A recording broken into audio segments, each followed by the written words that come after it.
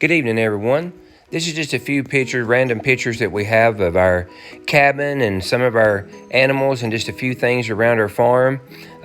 Just a little insight of what it is this cabin was a hand-hewed mule barn. It was built in 1906 that we disassembled and come down, and the majority of everything you'll see in these pictures was either reclaimed or repurposed in some way or come from my family. Actually, this staircase right here come out of my great-grandparents' house that we took apart and put up.